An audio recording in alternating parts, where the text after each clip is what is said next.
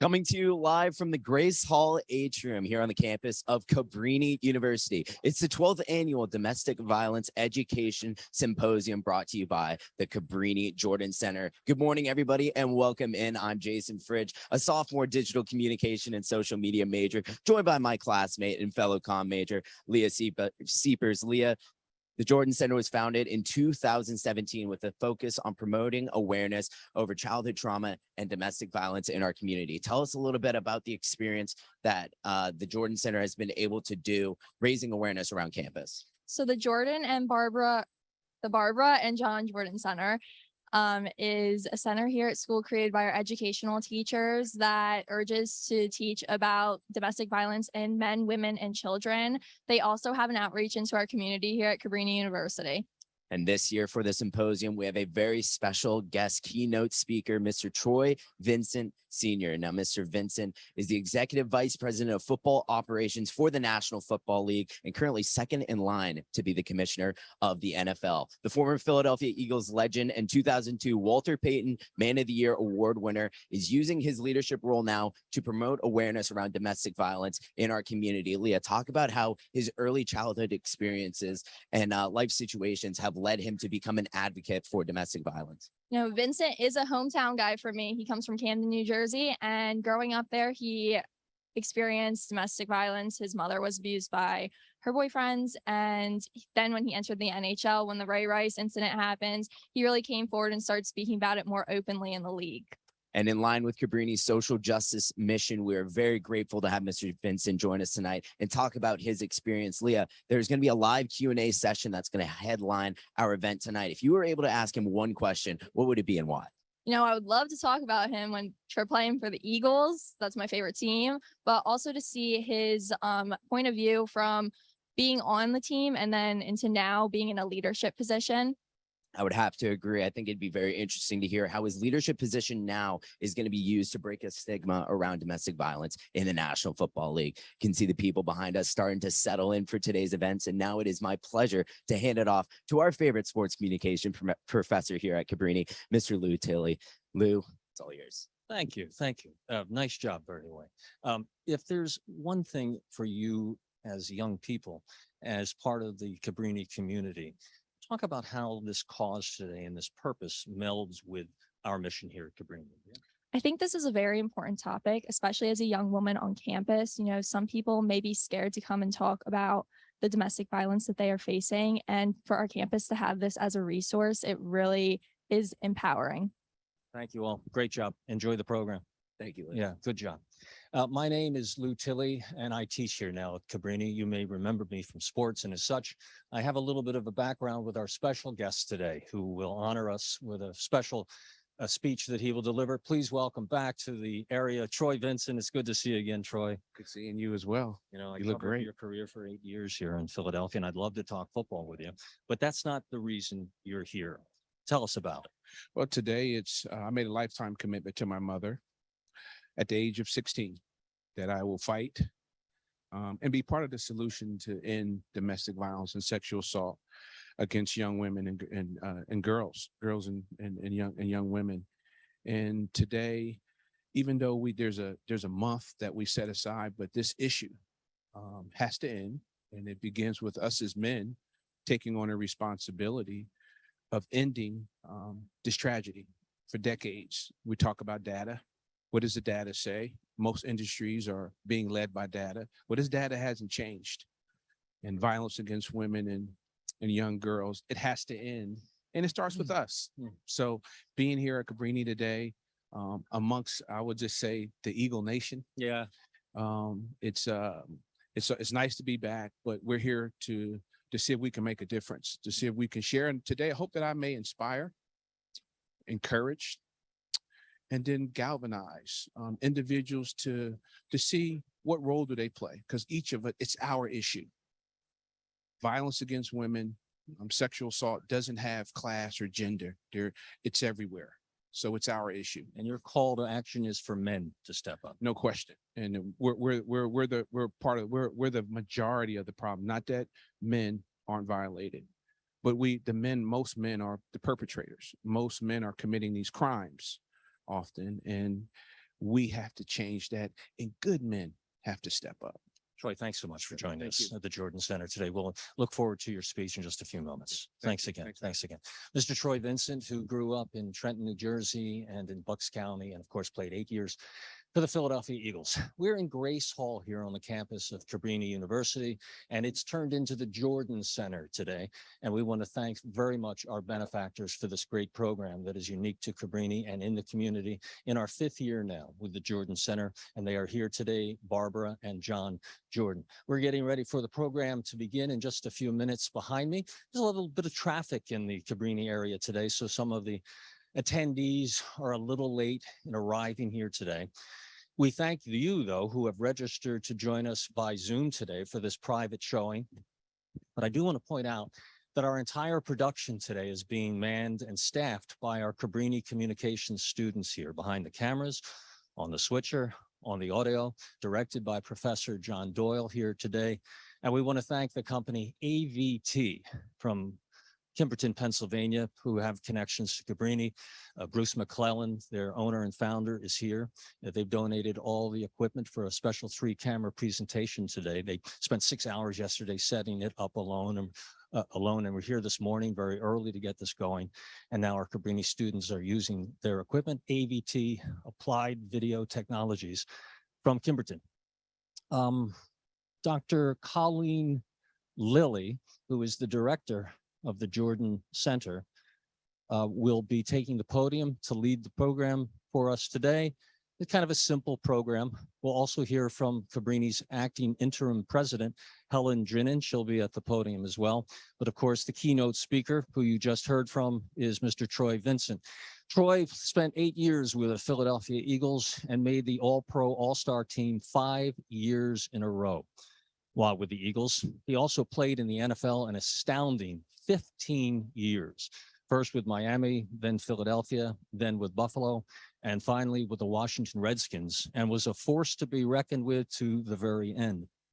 And now he's a force to be reckoned with in many ways in his new position as one of the most powerful men in sports in the NFL. Now, here's our director of the Jordan Center. This is Dr. Colleen Lilly. Good morning. Welcome to Cabrini University and the 12th Annual Domestic Violence Education Symposium. Wow, 12th Annual, that is amazing. I am Dr. Colleen Lilly, Director of the Barbara and John Jordan Center for Children of Trauma and Domestic Violence Education. At this time, I would like to introduce Helen Drinnen, Cabrini University Interim President. Dr. Drinnen.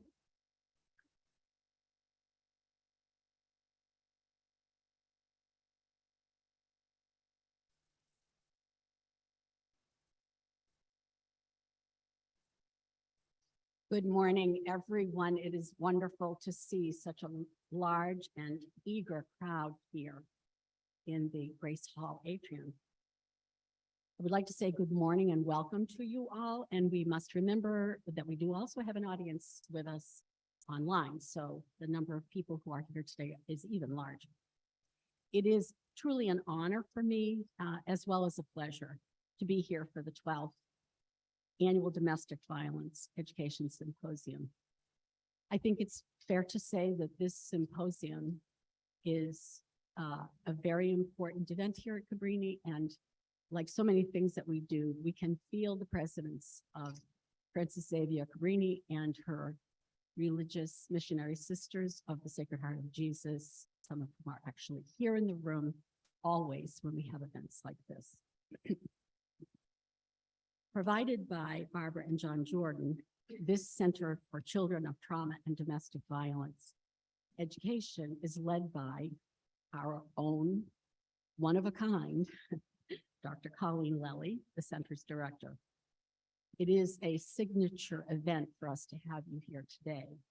For the university, it brings both pride and gratitude to our entire community. I want to give a special welcome to Barbara and John Jordan, seated right here in the front row, who are with us today. It was you, both of you, who started Cabrini's work with domestic violence education.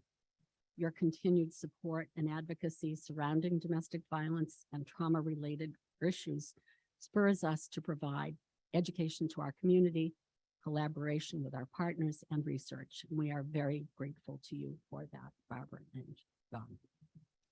The work you do is very much aligned with the work of the Missionary Sisters of the Sacred Heart of Jesus and with Cabrini's mission.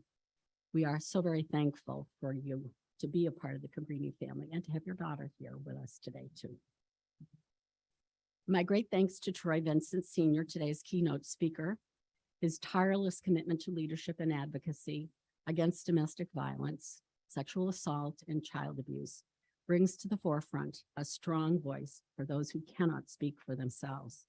You have made a difference, and we thank you, Troy. Since its inception in October 2017, the Jordan Center has worked to end domestic violence and support children of trauma by promoting social change through professional development, training, education, research, and community collaborations. Dr. Lely and her team are leading the way in the education of the systemic issues related to domestic trauma and change. They too have helped hundreds in need, and we are truly proud of the work they continue to do. My hope is that we all learn today and that we all bring the knowledge we gained today to our communities to help those in need. So let us be their voice. Let us be their advocates. Now, Dr. Lely will come up and cover the rest of the day. Thank you.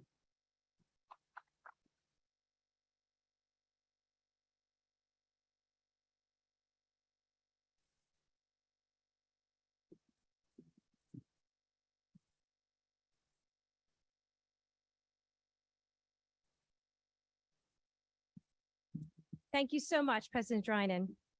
Today, as you all know, we will be hearing from Troy Vincent Sr. Troy is the Executive Vice President of Football Operations for the NFL. He uses his powerful influence to advocate against domestic violence and sexual assault. He encourages others with influence to use their platforms to fight injustice and be an inspiration to those who look to them as an example. Troy is a child survivor of domestic violence himself, and this is a topic that he knows all too well. Before I turn the mic over to Troy, though, please allow me a moment to share about the work and impact of the Barbara and John Jordan Center for Children of Trauma and Domestic Violence Education that has led us to this point.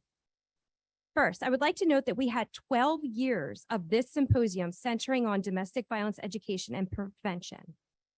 We are today celebrating 5 years since the inception of the Jordan Center. Before the start of the center, though, we had two projects that were really paved the way for us to launch this center. One was the creation of a curriculum, and the other was the start of the Domestic Violence Education Symposium. The curriculum that we developed provides the impact domestic violence can have on children and the implications for teaching and learning. We developed the curriculum further with the development of instructional modules and lessons that teachers can utilize in their classrooms. Today, many of you received that curriculum in your bags and in your folders. Over the years, countless trainings and presentations sponsored by the center have been held locally, nationally, and internationally on topics such as the impact of trauma and ways to be trauma sensitive and mental health awareness. Similarly, numerous professional development sessions have been led on campus and in various school districts. The center has also awarded scholarships to several students to increase their opportunities as pre-service teachers through an immersive field experience, including domestic violence education and community service. Not only has the work of the center impacted numerous pre-service teachers and in-service educators, but there has been plenty of interdepartmental and community collaborations as well. We thank you for being here today and supporting the work of this valuable center. Lastly, we recognize today's program may evoke unwelcome feelings. Please feel free to remove yourself and seek the assistance you need. We will have someone available. If you could just go to the registration table, we can help you with that person. I am honored to introduce Troy Vincent Sr. today. As I mentioned, he's currently the Executive Vice President of Football Operations at the National Football League. In this role, He is responsible for several divisions, including business strategy and development, officiating, game operations, policy and compliance, football communications and marketing, player community, and player engagement. This equates to shepherding the full lifestyle of players and the game, from youth to NFL legends. As a non-voting member of the competition committee, Vincent develops programs for players, coaches, and football executives. The NFL Legends Community, NFL Way to Play, and the Rookie Success Program are just a few key initiatives created under his watch. In addition, he has implemented programs that focus on wellness, mental health, suicide prevention, stigma change, domestic violence, and sexual assault prevention. He works closely with clubs, players, and legends on social justice initiatives in communities across the nation, something our community knows all too well, social justice. His influence and impact reach far beyond the football field. He also serves as co-chair of the Vision 28 group, spearheading efforts to establish flag football as an Olympic sport. As a leader, Vincent draws from his unique experiences as a player, president of the NFL Players Association, and the senior vice president of player engagement at the NFL. He employs the highest standards to enhance and preserve football and its value to society. He began his 15-year professional football career as a first-round draft pick and continues to be recognized for his contributions on the field. He made 5 Pro Bowl appearances and was selected All-Pro 3 times. He has been nominated to the NFL Pro Football Hall of Fame and has been inducted into the Hall of Fames for the Philadelphia Eagles, the state of Pennsylvania, the University of Wisconsin, Pennsbury High School, and recently the Philadelphia Sports Hall of Fame. Before joining the league's front office, he was the president of the NFL Players Association, serving from 2004 to 2008. Vincent and his wife, Tommy, share a passion and commitment to promoting the message of leadership over violence. They serve their community through visiting shelters, speaking to advocacy groups, and encouraging others to act to end domestic violence and sexual assault. Additionally, through their foundation, Love Thy Neighbor, the Vincent family is dedicated to humanitarian efforts defined by giving back to those in need throughout communities across America, beginning with their hometown in Trenton, New Jersey. Because of his charitable endeavors, he is the only player in history to have received the NFL Walter Payton Man of the Year and the NFL Players Association Byron Wizard White Award. He is the recipient of the National Jefferson Award for Public Service for Extraordinary Public Service, the Black College Football Hall of Fame Founders Award, and the Council for Urban Professionals Breakthrough Leadership Award. It is my pleasure at this time to introduce Troy Vincent. Please give him a welcome round of applause.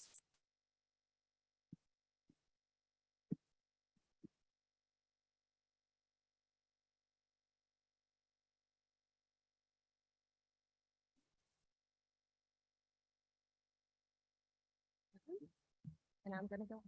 Thank you. What? I need you to talk to Tommy, my wife. What an introduction. Thank you. Let me, as I get my glasses and get myself set up here, John, Barbara, thank you. Thank you for your commitment to be part of the solution. And John, I speak to you specifically because we need more men like you.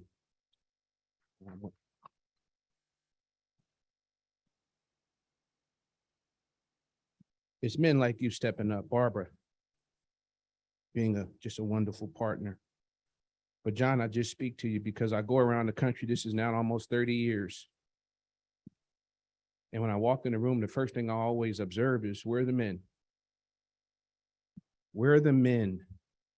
And when the room is dominated by women, we're not going to solve the issue. Not this issue. So John, Barbara, family, I can't thank you. And we met years ago down in Naples. when I was speaking there, but to get a chance to celebrate you and honor you today, to say thank you, because I was looking for men like yourself as I was going through the journey. You just look, where are men? When are men going to start holding other men responsible for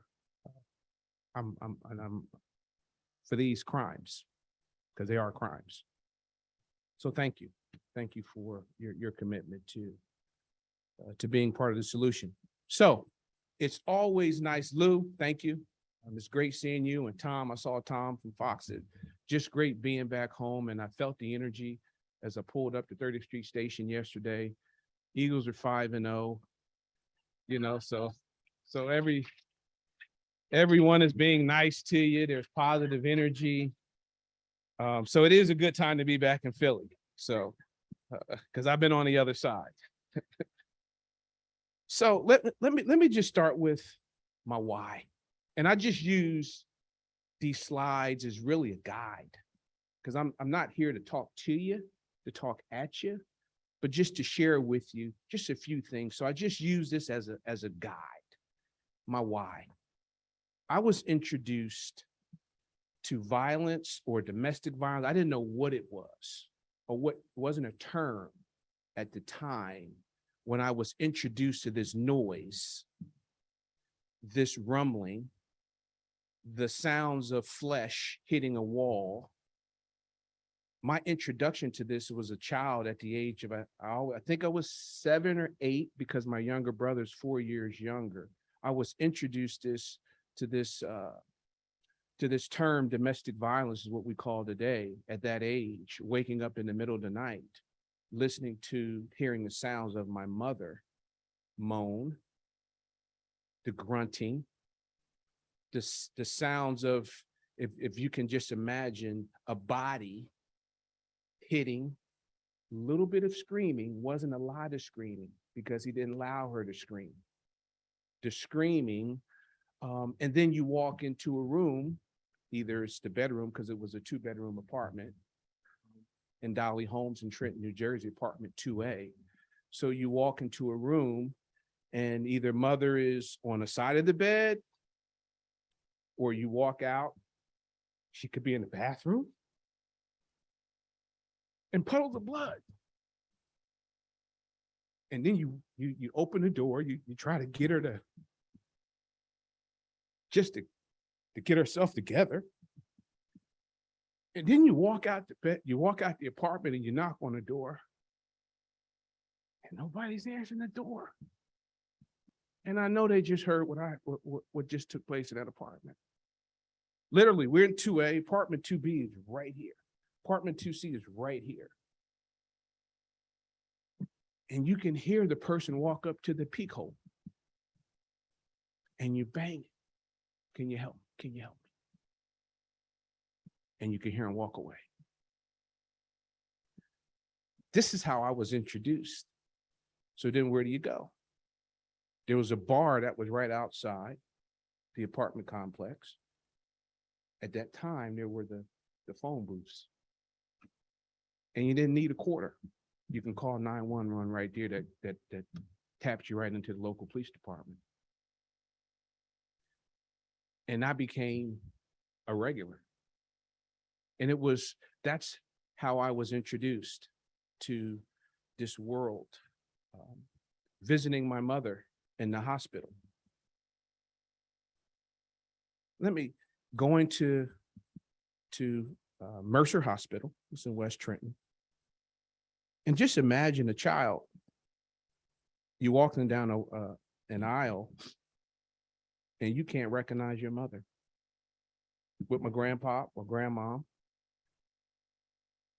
And to see someone in a state that you can't recognize them, they look like they've been in a car accident.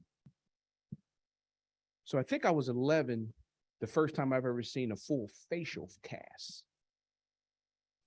They don't do that. A full facial cast. We fed my mother for, at one time, I fed her for 1 year out of a tube, because every bone in her face was broken, was shattered.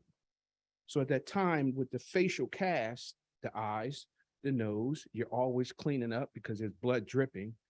and you had just enough for a straw, and the mouth was wired because the jaw was broke, and you feed your mother through a tube, and then you got to go to school. And that humility and shame, because everyone knows what took place.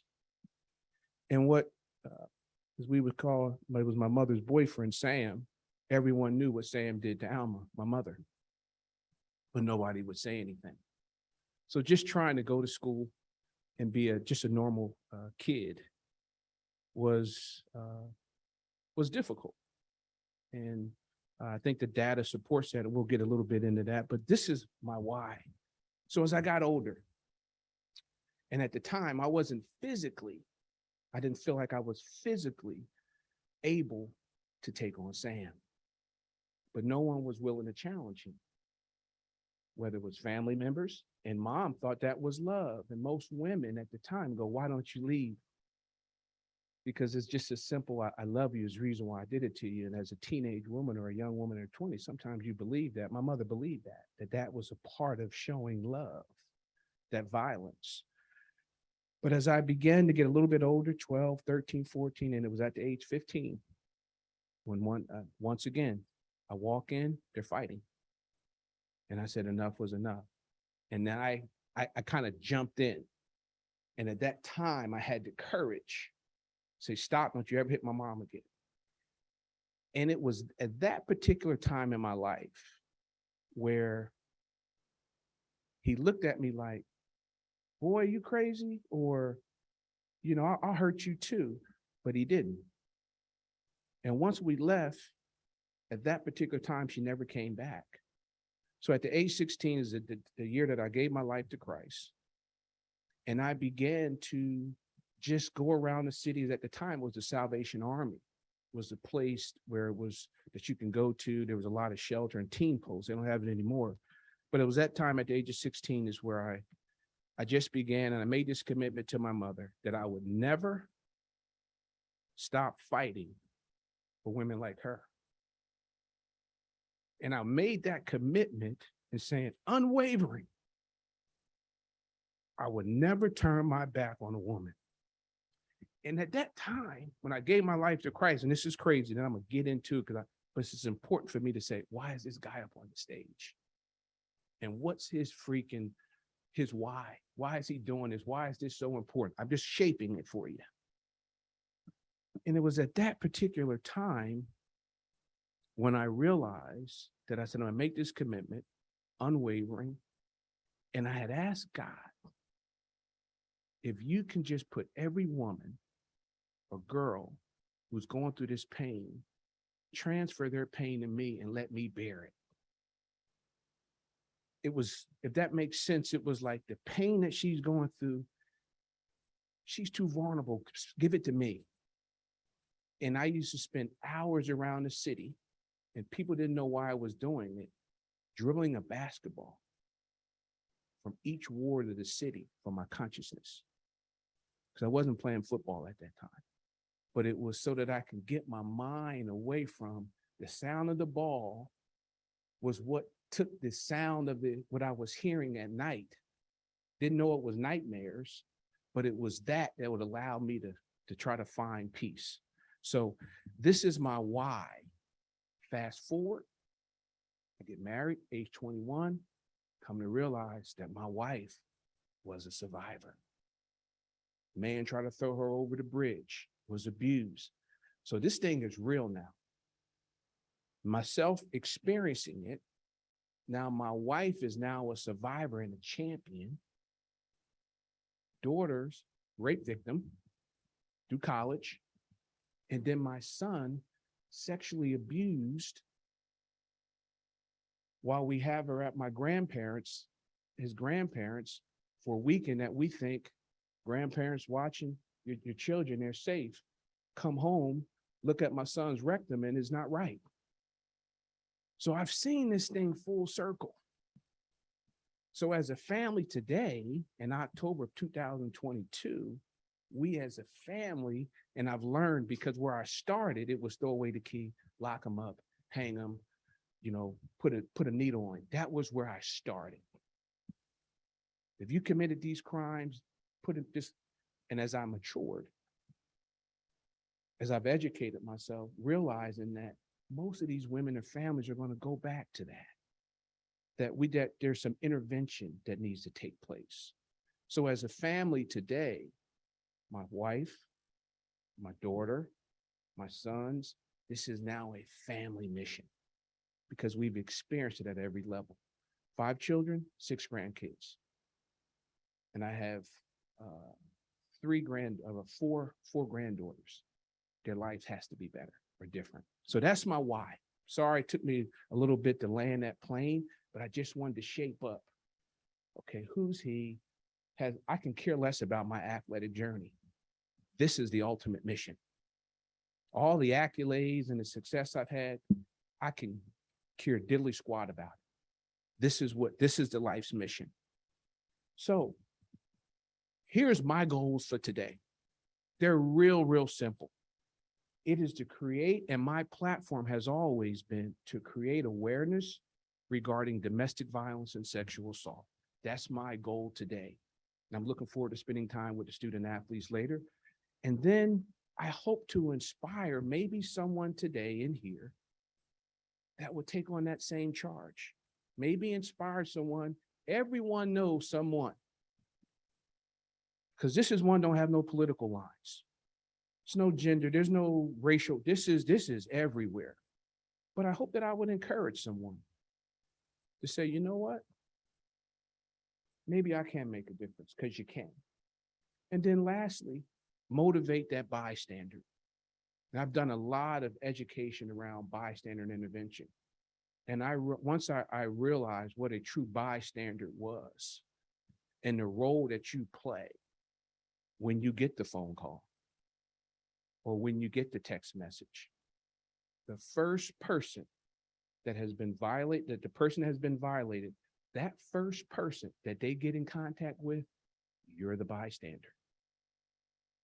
And what you say and how you say it, either it's going to take them to that darker place, or that individual will never share with you and get the support that's actually needed. What do I mean by that? Where are you at? Who are you with? Why are you dressed that way? Why did you go out? All of those things, just so that first conversation that you have with your daughter, let me tell you, as a father, it's the conversation you don't want. Let me tell you something. It'll take you to your knees. It'll bust you up. Dads, you don't want that conversation. But if you do have to have it, you gotta know what to say. And oftentimes it's just listening. Just shut up. Just listen. Listen to what she perceived, or he could be, is saying. And then they just need that comfort. So that is the goal for the day. And again, I'm not sure why you're here, but I hope there's something that you wanted to take away. There's goals that you wanted to accomplish, or at least hear from today as you either registered or you're sitting in this audience. But this is what I'm aiming to do. I'm not an expert. I just want to be part of the solution. So if I can inspire, encourage, or motivate the bystander today, that's what I hope to do. I don't take it for granted.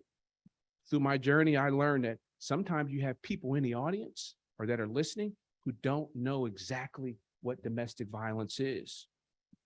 And at the end of the day, it's an intimidating behavior to gain power and control. If there was one thing, it's about power and control.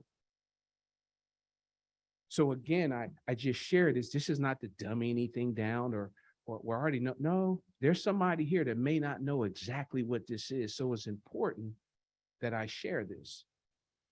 It's the acts or threatening acts, abusive or threatening language. It's physical assault.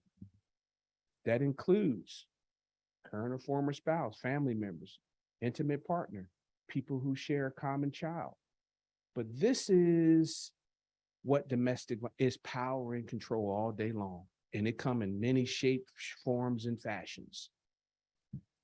And guys can be, as you all well know, and this is not taking a shot at men, but we can be manipulative, and that we can make that thing look all kind of ways to take advantage and control you. So I just share that as of what it is. And then I don't take for granted that people know exactly what is sexual assault, in particular when I'm sharing with young men, young women. It's a sect act plus a lack of consent. And boy, we know how to talk about, well, she said such and such, or she was dressed a certain way. It was inviting. BS. That doesn't invite you to do what you just did to her. So I share this. What is sexual assault? At the end of the day, it's a lack of consent, physical force, threat of force, intimidation, coercion, physically or mentally incapacitated, and then dealing with someone underage. No means no. Student athletes and beyond, no means no. Raise my children, both boys, no means no. It's simple. No means no. And just because she's dressed a certain way, or you think she smells a certain way, that doesn't give you the freaking audacity to do what you think you want to do or have your fantasies play out. So I share those things. Consent means saying yes, not saying no is not consent. Sexual assault is motivated by the need of control again, and oftentimes to humiliate you. So I only share that in context because there's some and many folks don't understand the difference between the two. Now, this is where I live in a world of numbers. I live in a world of data, game data. And now in industry, what does the data say? What does the survey say? And this is what's most troubling to me. Because this data has not changed. And that's what's disturbing. And this is where we as men, as I speak to the men specifically, man, we got to step up. We got by the numbers. And it should make you sick to your stomach. It should make you angry. But I hope that it motivates you. It may inspire you or challenge you. In our country, every 9 seconds, a woman is assaulted or beaten. Men under our watch. We're better than that. This data has been the same for decades. 1 in every 3 women is abused during her life. 1 in every 3. Men, we should be ashamed of ourselves sitting here. You should feel uncomfortable in the seat. This is our issue and our problem. Domestic violence is the leading cause of injury to women, more than car accidents, muggings, and rapes combined. Men, our issue. That's our challenge. 10 million children, this is me. 10 million children witness some form of domestic violence every year. I was one of those 10 million. But this data is screaming off the page. It's screaming off the page.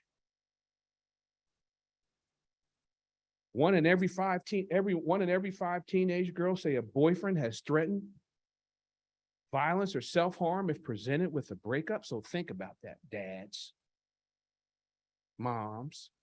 Yeah. The likelihood of one of our sister or our niece, our daughters, our granddaughters, the likelihood of them being threatened, and it's a simple threat by that little phone. It's happening. We got to do something about it. Every day, more than 3 women are murdered by their husbands or boyfriends. Every day. That should be unacceptable in our society. Unacceptable and preventable. So these things are preventable. We just haven't stepped up. Men are 2 times as likely to abuse their wives if they witness. I talked about my younger brother. We live 2 completely different lives. We saw and heard the same thing. I'll just say this simply. I just pray for him every day. I pray for him every day. That's all I will say about Sam. But the numbers, men, the numbers don't lie. And your silence implies that we're okay with it. Yeah. In this particular case, our silence implies that we're okay with what's happening. A little hard to see. This is just something that we call it that power and control, that cycle of violence. So when I was going through my education, this is something that you always see. And I just share that because one, I've gotten certificates and been all around the country, just training myself to make sure that what I'm saying is there's data to prove it. There's research to prove it. So this power wheel. And again, I won't go through all of them, but this is all about control. I'm gonna share a little bit this with the student athletes later on, because the earlier that we can get this inside to our young people, we got a chance. It gives us a chance. That's the prevention. Because we stay in an intervention mode all the time when we really should be in the prevention mode. And then I just always like to talk about and share, hey, warning signs of abuse, extreme jealousy, attention to others, verbal abuse, isolation from someone. This stuff is happening every day and it's so subtle. So I like putting these things out there. Over time, I've evolved in what I share, but I like putting these things out there so that we can see these are warning signs. And these things are showing up sometimes in our daily lives, or people that we love, their daily lives. Do a check-in with your kids. Do a check-in with your grandkids, your daughters, your nieces, your nephews. There's subtle ways that you can ask these questions without, as they would say, my dad, why are you always in my business? Like, relax. No, I can't relax. I can't relax because these numbers tell me I can't. And they're subtle. And then these are just, signs of someone unable to give consent, falling asleep, nodding, the inability to resist, vomiting, nausea. I just share these things because these are when you're unable to give consent. And it's sometimes you get in a courtroom and I hear these different cases and it's like, are you kidding me? She couldn't talk. She was out cold. There was no way she can give a sign, but that gave someone else the authority. And this is, you losing a court case with that? Ridiculous, shameful. Sometimes I don't know how prosecutors even but again, these are just some things that I just, again, signs for someone unable to give consent. And I'm gonna land the plane here. Here's my why, part of my why, the impact that it has on victims. Almost 1/3 of female homicide victims that are reported, police reports, are killed by their intimate partner. People who experience domestic violence are dramatically higher risk of significant health issues. Boys who witness domestic violence are twice as likely to abuse their partner.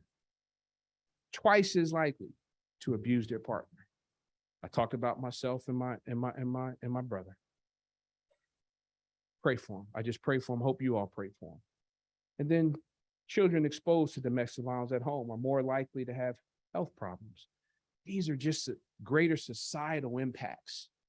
We say like the byproducts of the impact that violence has on young boys and women and family members.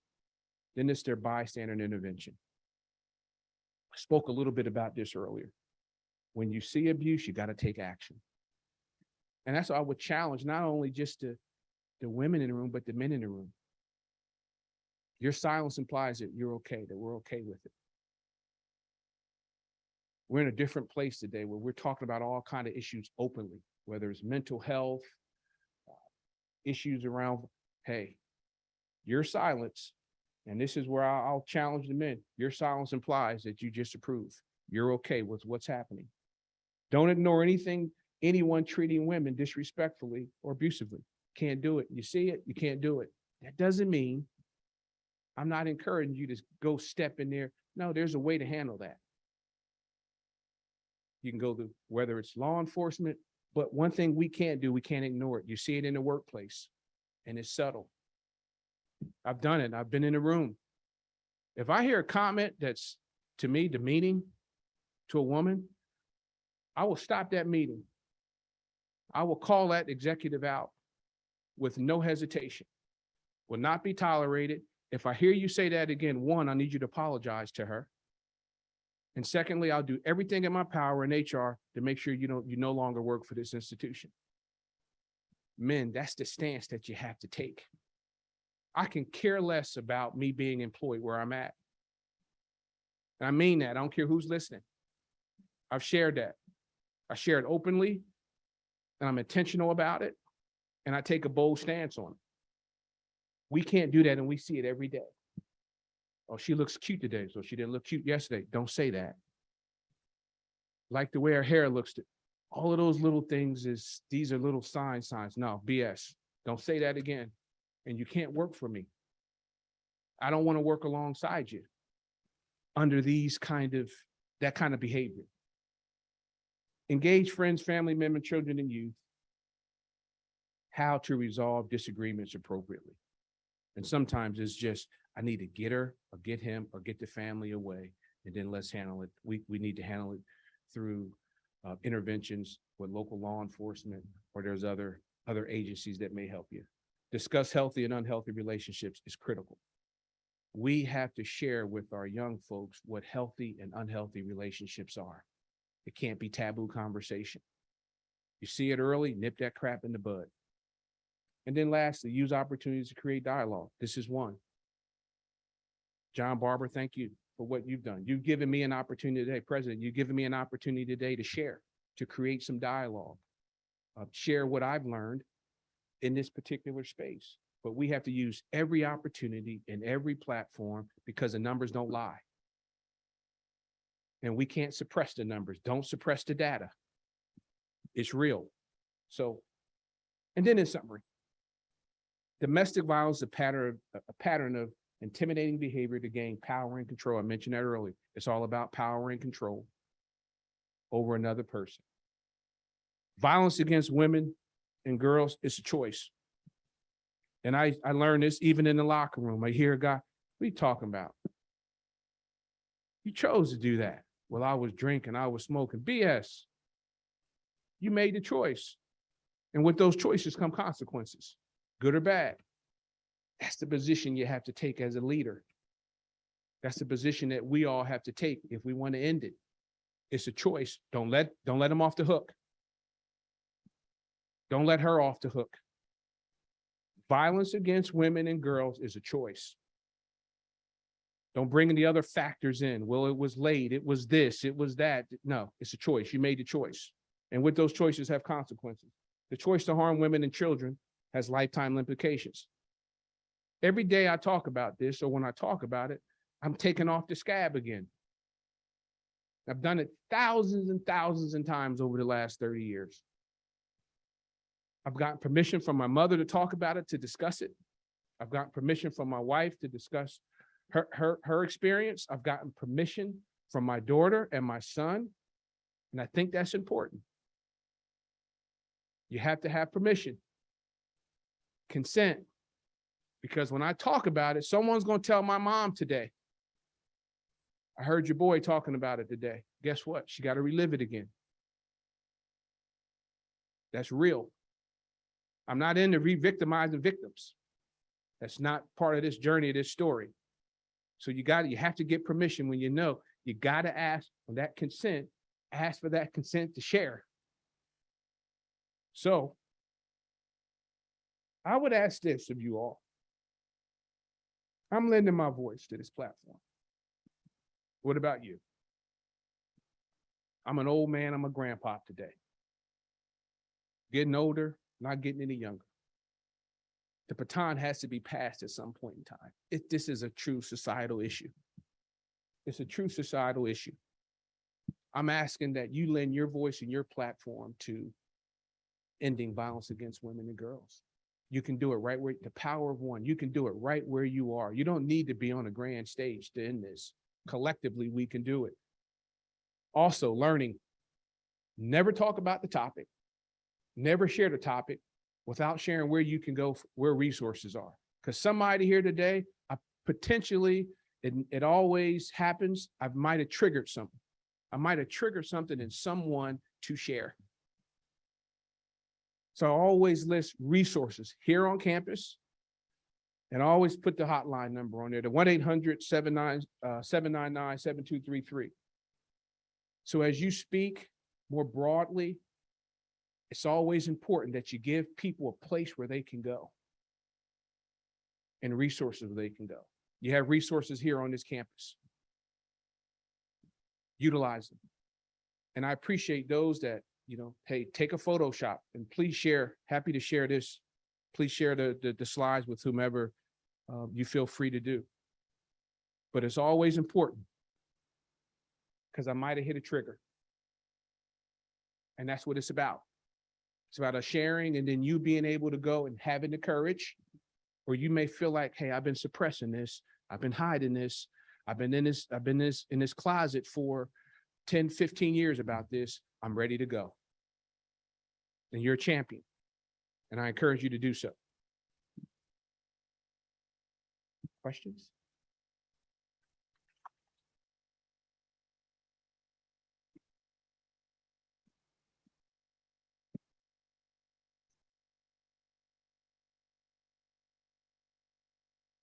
Troy, thank you. When we started this symposium years ago, one of our main goals was to get our Cabrini community here. Of course, we have our external partners, our external friends too, but our Cabrini students. If you are a Cabrini student, can you please stand up right now?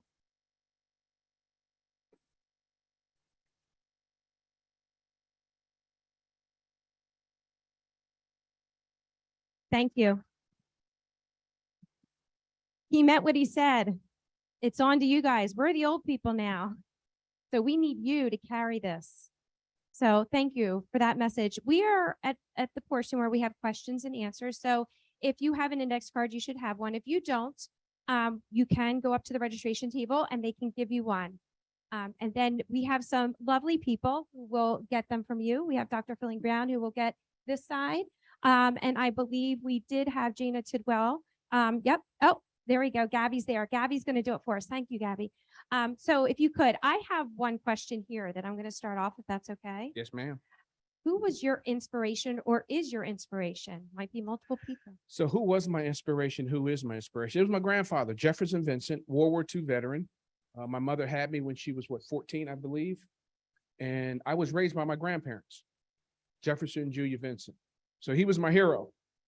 In spite of everything that was going on, I called my grandmother and grandfather mom and dad and called my mother by her first name because I lived in their home. So everyone called mom and dad, and my mother was named Alma, or is named Alma. So I called her Alma, but my grandfather, no question, worked a labor worker for 43 years, made a max of $202.35 an hour, never complained, served the country, and never, ever, as he raised me, he never spoke hate. In spite of, being a soldier, being in a colored camp, it was always about America. It was always about you do your part, you make an honest living, and good things will happen to you. So I would just say to this day, my grandfather, obviously he's deceased now, but Jefferson Vincent. I love that. Thank you. Dr. Gentili, do you have one? Yes. So I'm curious, you talked about your why, right? But I'm curious, what are your thoughts about the why violence is here and why it exists and continues? The why it's here and why, because we allow things to happen. Things happen because we allow them to happen. And that's why is it still here? Because we as men have allowed this to happen in our presence with no recourse to it. That's why I believe it continues to happen. We end things that we want to end. We see that in science and medical. We end things that we want to end for whatever reason. That hasn't took place on this and on this particular topic. People do to you things that you allow them to do. And we keep, as men, we keep allowing this to happen in our presence. Thank you. I have a question here from the audience. As an NFL exec, how many are you personally making sure If you that don't mind, players and one second. Just I want to elaborate a little bit more sure. on this one because this brought something to mind. There's some steps being taken in Congress with some of the Violence Against Women Act, the family violence. So there's some federal things that are happening a little slower.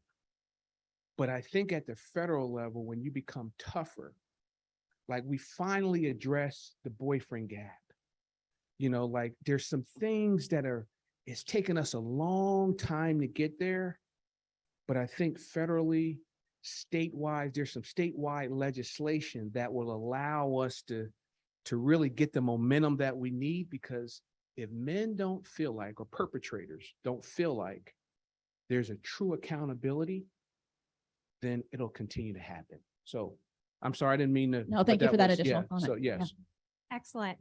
So as a leader in your field, how are you personally making sure that if it's a player or a staff member or somebody that you know is accused of domestic violence or sexual assault, how are you supporting maybe the victim and or supporting that person to make sure they also get the help they need? So this is the maturity level. Great question. So this is my maturity level. Where I started in this would have been the early 80s, late 80s. It was, man, lock him up, throw away, don't need to see him. He doesn't need to see another day. When you realize that the families are going to be together, eventually they're going to be back together, that the intervention needs to take place. I have empathy towards both. And I think it's important, this is my stance, and there's obviously people that see it differently. I believe women first. That's because I'm callous that way. I'm gonna believe her until someone tells me otherwise. And then there's a process that has to take place. But I want to make sure her, the family, they're taken care of first. The system will take care of either the potential perpetrator or the person who committed the crime, but he or she needs intervention as well. That person needs the intervention. And I think now with programs that we see more broadly, whether it's the YMCA, the Salvation, these institutions that are support, they understand if you don't have both, because before federal funding, you couldn't get federal funding. It was only covering the family. It wasn't covering anything on the person. The person needed to be locked up, quite frankly. You need to put him in, he had to be in jail, then he goes to this assessment, and then he got intervention. So it is controlling what I can control, to answer your question. I always start there first and at home. Controlling what you can control. And that same thing applies in the workplace. In our unit in football operations, it starts with us first and us practicing what we're preaching. Everyone knows what policies are. And then there's a time where I have an opportunity to lend in on a broader discussion around policies and procedures. So it's kind of the integration, the both and, but that's the world that we're living in today. And those that are involved in this space, you got to have the prevention, the intervention, and it has to work on both sides. I hope that answered you. I think that's very good. Excellent. Do you have another one? If not, I do. Yeah. So this is kind of like an ongoing theme here, but so, the why we're allowing it to happen, but why is this so ingrained in our society that, like the locker room talk and the side comments that have been made against women that you say that you don't tolerate? Is that taught? Is that a learned behavior or what? I believe it's a learned behavior until the leader steps up. And there are leaders everywhere. It's what we tolerate. We're a society that loves violence. And we magnify it. We love it. And to our detriment. But in every workplace, there are so many good men. The vast majority of men, there's so many good men. It's not what you say, it's how you say it when you engage on that topic. Even if you don't feel comfortable in that group setting, in that meeting, when that meeting ends, you and Peter walking out, hey, Peter, that comment that you made, I was offended by it. I think some other people was offended by it too. I'm just using that as an example, but there are leaders in the locker room. done it 15 years. I'm sitting in a sauna or steam or wherever it may be, and you start getting this little side talk about what somebody was doing the night before last or what they're doing such and such. Yo, time out. I had the respect of my peers. I was a decent ball player. Time out.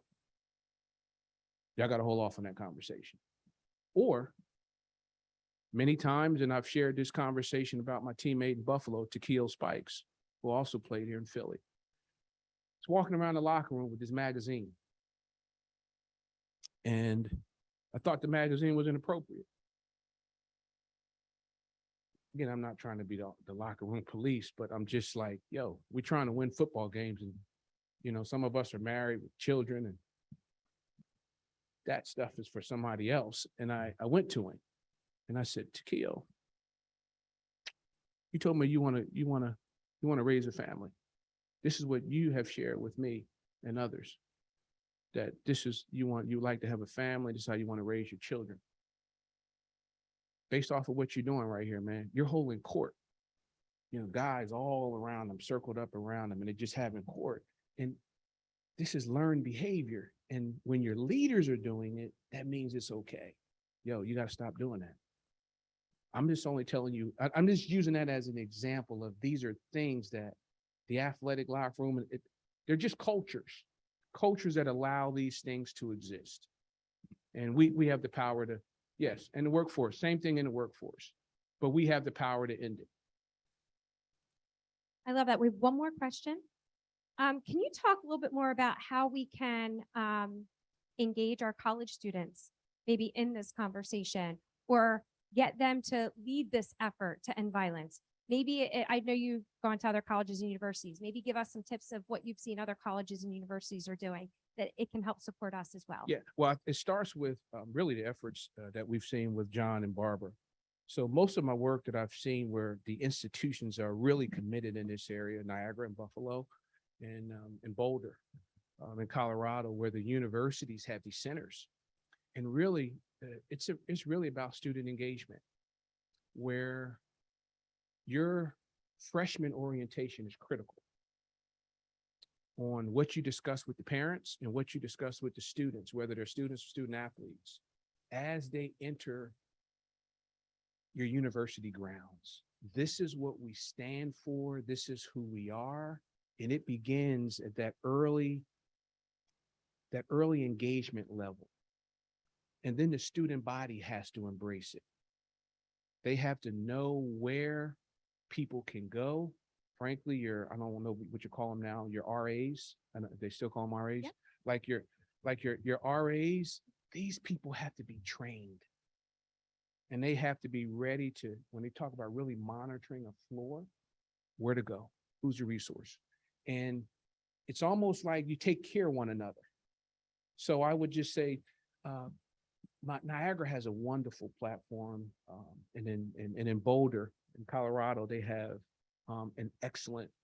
I've seen some great work on their campuses, but they all have a center that's dedicated to the issue. It's really hard when you don't.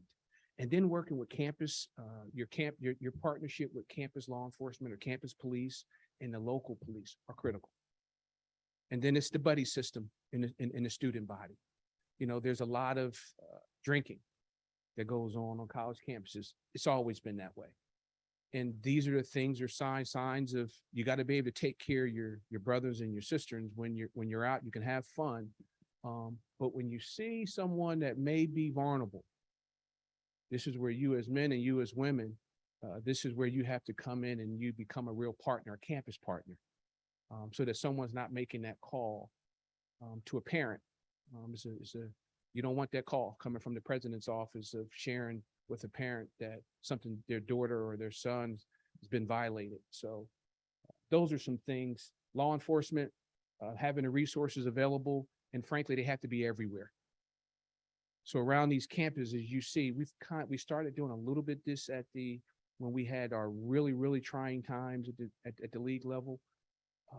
You want signs and reminders around where people can get help in laboratories.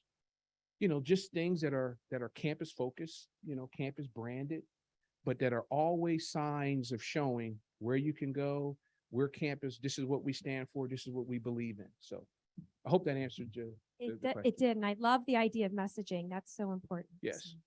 I want to thank you one last time for being here. So if we could just give him one more round of applause. Thank you. Thank you. Thank you for listening.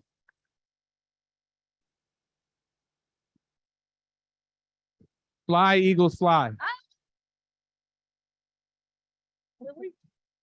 Can we sing it? Can we do a Fly, Eagles, fly to end it? We sure Can everybody stand up? Can we start? Let's begin. Fly, Eagles, fly. Come on. From Santa to victory. Come on. Fly, Eagles. Free.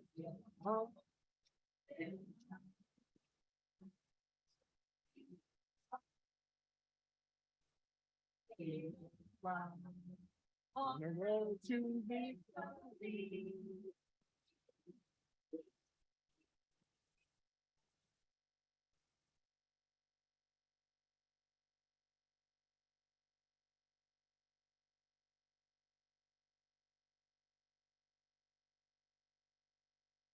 All right, let's have one more round of applause for him.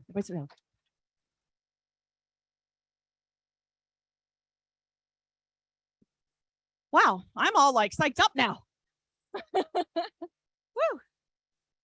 All right, now we need to get that passionate around this issue, right? Right. Thank you for sharing that message of we need to change norms. We need to, address and stand up and do what's right. So thank you. So at this time, I would like to provide you with some information about our 2022 Barbara and John Jordan Center for Children of Trauma and Domestic Violence Education, Resilience, and Advocacy awardee, Kevin Steele. Kevin Steele has served as the District Attorney of Montgomery County since first being elected in 2016.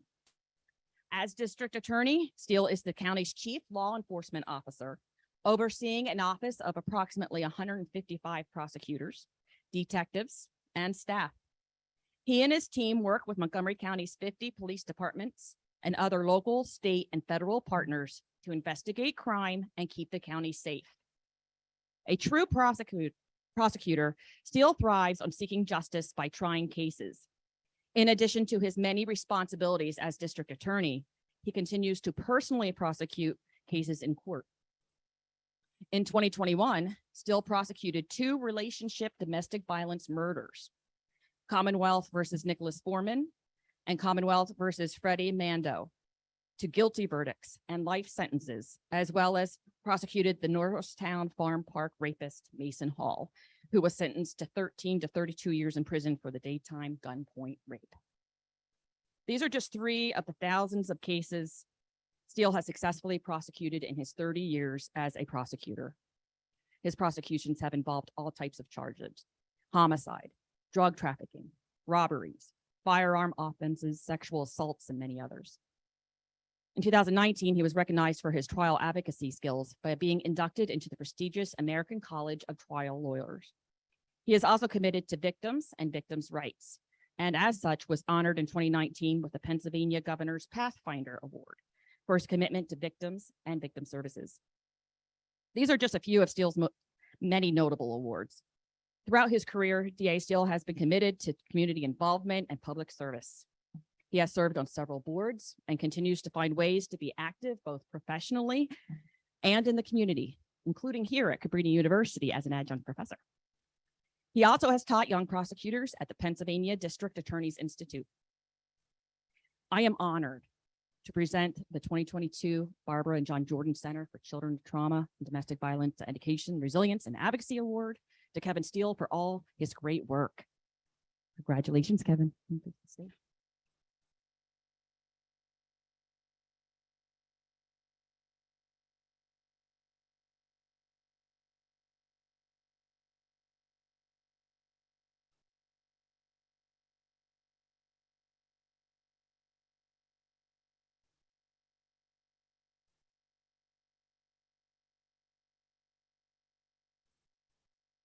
Is Dallas week, huh? I am so privileged to be able to make a difference in people's lives every day. Public service is hard. Public service takes a team, and I want to thank a few people and just give an example of that. Troy, you mentioned the effect of violence in front of children and what that does.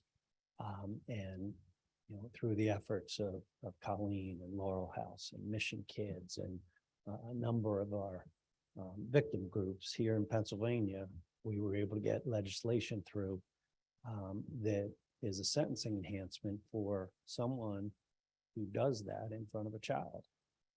And part of that is a sentencing enhancement, which leads to more time, but it also leads to an ability for a judge to say, and you got to pay for therapy for this kid so that it doesn't continue and we don't go down that track again. And I think that's so important for people to think about and recognize. So I'm very privileged to get this here today, but it's a team effort. I have an incredible group of people that I get to work with that are so unselfish. Public service doesn't lead to a lot of money in your pocket. And I have folks that could be doing a whole lot of other things and doing it really well. And I get to work with them and see what they do every day, and their commitment to these issues is so outstanding, and I do try to lead by example. And so that's why I take these relationship-based homicides, relationship-based homicides, because I want people to know that this is something that we're going to take very, very seriously, and we're going to get to the right end on. And they're not going to be able to hurt people again. I hope that by doing that we continue to make a difference in people's lives. I also need to thank a team that doesn't get too much recognition. When I say public service is hard, your wife and your kids have to go through a lot, because sometimes you do things that not everybody's going to like, and you're going to go after people that not everybody's going to like, and you're going to get criticized for it. But that's okay, because you're doing the right thing, every day, and that's so important. And here at Cabrini, Colleen, President Vivian, did you cheer loud, Vivian? Because okay, good, all right.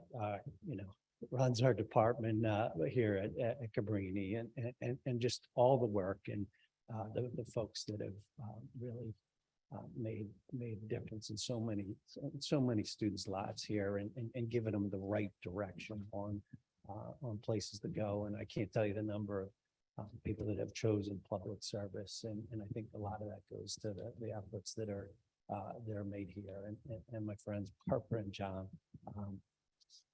Anything with your name on it, I am honored to be a part of, and to get, because you do make a difference in people's lives, and by doing this and bringing people together, and that energy and teamwork that gets to come from this, and getting everybody in the room is why we've been able to make positive advancements in this field, and I am optimistic.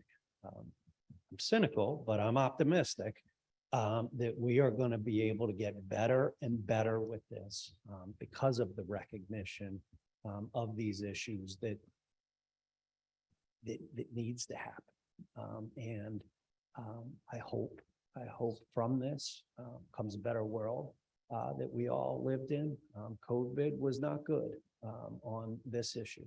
This was a very, very tough time, but But we can get through it, and we can get this going in the right direction with everybody's help, with everybody's teamwork, because it does take a team.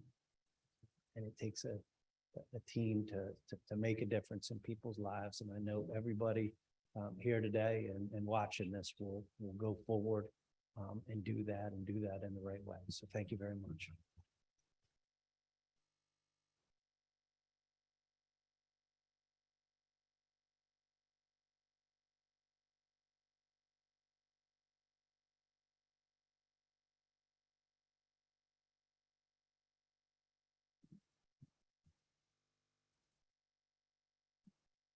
So there's a few key people that I would like to thank. First, I'd like to thank the NFL, Foundations Incorporated, Seroptimus International of Phoenixville, Tri-County Area YWCA, Barbara and John Jordan, Laurel House, and lastly, the Judge Group, our sponsors for today's event. Thank you to Program Coordinator for the Jordan Center, Gabby Southworth, for all her hard work with the planning and implementation of today's program. Thank you also to Assistant Dr. Amber Gentili for her support for the symposium. Thank you to Helen Drynan for her support, Dr. Chioma Okachukwu, Dr. Michelle Filling-Brown, Steve Highsmith, Celine Brown, Janet Tidwell, Jordan Center student workers and interns, and of course, my Cabrini team and all of the colleagues who have supported us by bringing their classes and their students to this event. Thank you to the Domestic Violence Education Symposium Committee, as well as the athletic side of the house, my home away from home. Thank you to Troy Vincent Sr., Kevin Steele for their participation today. And again, thank you to Barbara and John Jordan.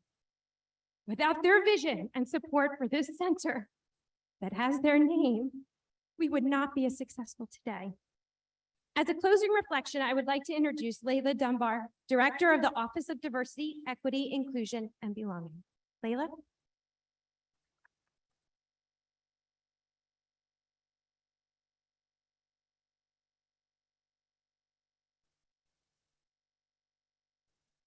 Good morning, everyone. I stand in deep gratitude for this moment, for being here, available to offer the closing prayers to all of you. Thank you so much, Dr. Lilly, for inviting me to offer the closing prayer. Thank you, Mr. Troy Vincent, for your vulnerability, for your candor, for your commitment, for sharing your story with all of us. It moved me deeply. It meant so much to me, as I'm sure that it meant to everyone who was here, so I thank you. So let us just take a moment to acknowledge the presence of God that surrounds us. This is an omnipotent power, the power of peace that is always with us and always available for us. It holds us in its loving arms right here and right now. Father God, thank you for the privilege to stand among your children, to glorify your name and your word. As we humbly stand together, we acknowledge that we do not know each other's stories. Yet we are certain that among us, many have suffered the tragedy of violence. We know that violent thoughts and behaviors emerge in the souls of broken spirits in myriad ways. Some violence is loud, bold, and boisterous. Some violence is quiet, passive, and manipulative. Some violence is physical, while other forms of violence are mental, emotional, spiritual, sexual. But all violence hurts. All violence robs us of our identity, our sense of self, and our value. All violence tears down the walls of our humanity. All violence makes us feel powerless and paralyzed. All violence breaks the soul. So right here and now, we claim peace. Wherever we find violence, we neutralize it with the peace of God that passes all understanding. We know that we do not have to look for peace is infinitely accessible. We must trust the peace of God and surrender to it. For peace is more vast than oxygen. Peace is our birthright. So we reclaim the peace that dwells within the spaces we exist. We reclaim the peace that existed when we were only a thought in the universe, a twinkling light in the heavens meant to illuminate the earth. For we are each pure light and pure love, meant to eradicate the darkness of the world. For as we know, only pure light casts out darkness. We reclaim the peace that was born in our hearts. We reclaim the peace that was born in our minds. We reclaim the peace that was born in our body. We pray for those hearts, minds, and bodies that are breaking. We pray for those who can only access the pain that dwells within them. We pray for those who struggle to access harmony and balance. We know the truth. For the word of God says, I have said these things to you, that in me you may have peace. In the world you will have tribulation, but take heart. I have overcome the world. We pray for those who have been harmed and for those who have been victims of horrific violence. For we know the truth about them. The word of God says that he heals the brokenhearted and binds up their wounds. We pray for the people involved in ongoing violent conflicts around the world. There are ongoing violent crises all over Africa, Asia, South America, and Europe. We pray for peace to counter the violence that erupts in our cities, in our city streets, due to the psychic wounds and intersectional effects of centuries of racism, sexism, and classism. We know that emotional intelligence is difficult to access when we are confronted with circumstances that keep us in a perpetual state of survival. We pray for the indigenous people of the globe. We acknowledge the spirit of our Native American ancestors, the Lenape, the Susquehannock, the Nanachoke, and the Shawnee, who loved and lived right here on this land, who they themselves were victims of violence, murdered and manipulated for power and profit.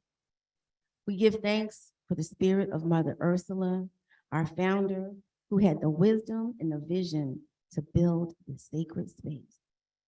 We give thanks to the spirit of Mother Cabrini, who committed her life to justice and to educating the hearts so that we would be prepared to shape the hearts and minds of our students.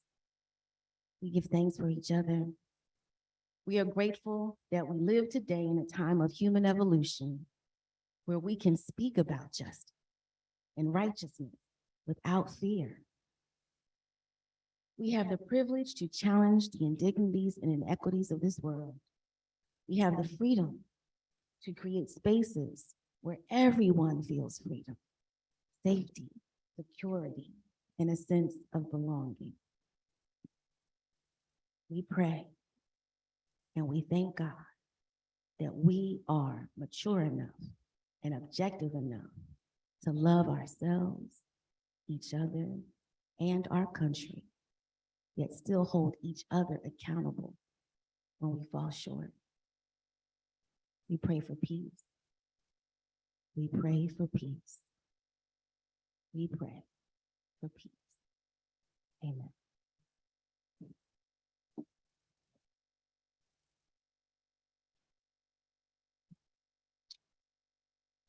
Well, if ever there was something that could easily be described as a mission statement for this university, I think you just heard it here in these last few words. on a very humbling and emotionally powerful day. I'd like to of thank you again conversation. for joining us today. Please, there's still food. Help yourselves. Uh, And thank you. Thank you wrapping for up our supporting the program Jordan today. Center and Cabrini If you're University. just joining us, my name is Lou Tilly. I am proud to say that I'm part of the community and faculty here at Cabrini University. Never in my short time here have I felt a more powerful gathering of community and mission from this university than what I've just witnessed here. Maybe even more so in those final prayerful thoughts that reflect Mother Cabrini and this community. For those of you that have enjoyed the program here today, featuring Mr. Troy Vincent and the others from our Jordan Center, we will represent this in full in the very near future. We'll edit it down a little bit, add some information to it, and then post it on our Cabrini website. And I really urge those of you who watch this today to tell others about it so that they can share this as well. This might be a morning that will be timeless in the history of Cabrini and its mission, and particularly for the Jordan Center and their mission on domestic violence and the children affected by it. I've known Troy Vincent for 26 years, going back to the start of his career with the Philadelphia Eagles. And I have known him as a businessman in several projects that I've been involved with and his work in the NFL. And I can't tell you, as a long-term sportsman and former athlete myself, if I've ever been more proud of a fellow athlete or a fellow that I've gotten to know. Troy Vincent, we thank you very, very much. Dr. Ellie, we thank you and the Jordan Center. I got to meet John and Barbara Jordan beforehand, and I'll share some time with them afterwards. And they are pure and wonderful. And we're so grateful for their 5 years of support and founding this most important center, the Jordan Center, here on the campus of Cabrini University. Thank you to Professor John Doyle for directing this production today, for all of his students who've manned all the cameras, the switchers, and especially to some of my students who opened the show for us today from our broadcasting classes here as well. And a special thank you to Bruce McClelland and the McClelland family at AVT, Applied Video Technologies, out of Kimberton, and they have a special Cabrini connection as well. My name is Lou Tilly, and we hope to see you here on campus. For more information, go to the website, look up the Jordan Center, look up our Center for Giving, and be a part of this. Help us continue our good work here. We hope you had a good day and have a great one going forward. I'm Lou Tilly. Goodbye, everyone.